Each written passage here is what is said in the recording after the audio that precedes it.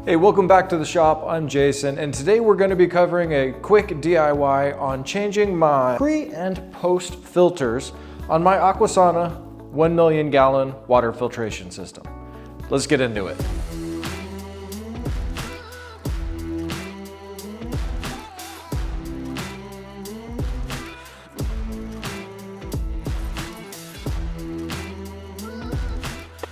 So you might have noticed my system looks a little bit different plumbing wise than most of these systems, and that's because I did do it a little bit different. On my house, our water comes in on the other side of what is a pretty large garage here, up and into the ceiling, where I teed into the system on the other garage over there, brought it across through the attic and then down and into this wall here, where then I brought it over to this side of the garage into this corner. I wanted it over here because I felt like it would be the least intrusive, and being a DIY style system, having no drain, which is what a conventional water conditioning system would have, or a salt water conditioning system, I was able to locate the tanks basically wherever I wanted and then plumb them again how I wanted. So my shutoff valves are over here with my car wash deionized water system, which I also add into the complete package so that I would have deionized spot-free water right here in the garage to detail my cars. On this side here, I have a drop that I can hook a hose up to and have filtered water here at the front of the house. Because this system filters after my hose, replacing the filters, I have somewhere to drain the water out of the system so that there's no pressure in there after I hit the bypass over here. So let's jump right into changing our filters, since that's the meat and potatoes of what you're here for today. And we'll start by shutting the water off here and here. With the water off, I'll drain out the pressure here in the tanks using my drain valve. I probably should have put a faucet that points straight down, but I haven't upgraded that yet. So that releases all the pressure here inside the tanks. And then I'll use this bucket because, as I'm sure you're aware, we're gonna lose a little bit of water out of here. I installed my key nice and close to make this easy. As soon as we break the suction on the system, the rest of that water is gonna drain out of there instead of all over my floor. While that's draining, I'll get the filter out of the package. Okay, now we can pop it off.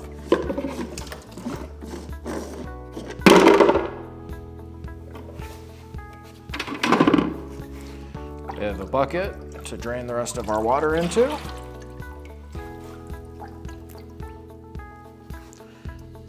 Check our filter to see what's going on.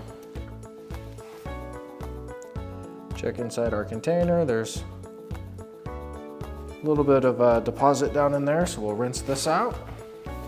We can use our filtered water on the other side here.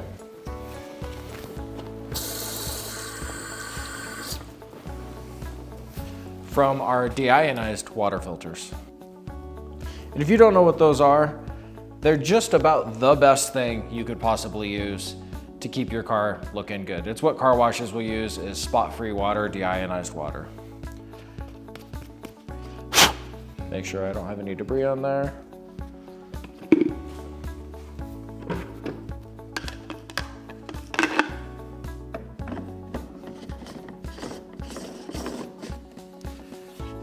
Okay, these don't need to be Armstrong tight, just tight enough not to leak. Same thing on this side. Get my spare filters out of the way.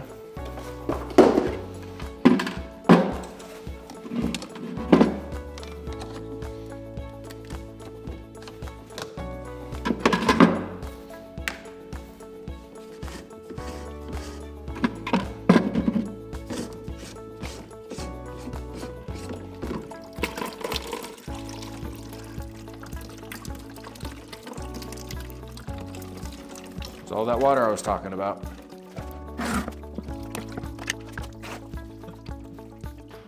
Get all our garage fuzz off.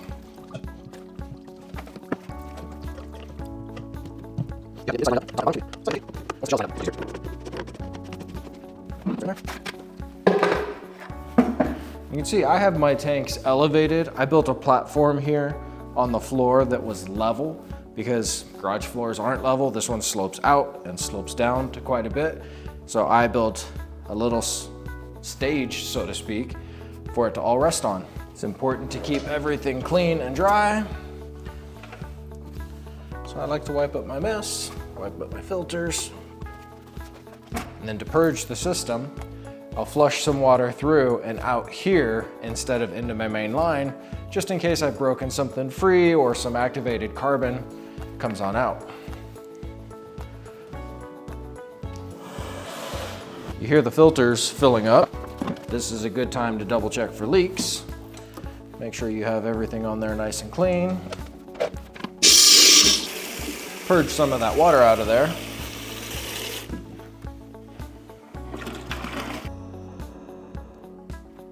And then you're done.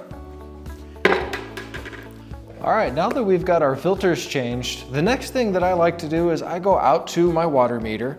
I dust off, well, here in the desert, the dust, and I let the UV light kick it on, and I double check to see what my current water reading is. The reason that I do that is because I keep a record every time I change my filters, how much water I've used since the last time.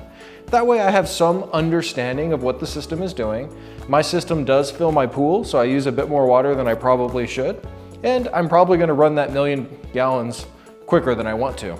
Either way, keeping a record is a good thing because should something go wrong in your system, you have that to either discuss warranty or discuss with your water company. It's good record keeping. So I write down which filters I changed, if it was one or both, every 6 months or every 2 months on your 2 filters here, and when I did it. If you bought one of these systems and this is your first time changing the filters and perhaps this video helped, made it a little bit easier, do me a favor and hit that like, subscribe, comment button down below. I do a bunch of DIY stuff on this channel, so you can take a look at some of my other videos in one of the corners around here on the screen. And I look forward to seeing you on the next one. Thank you.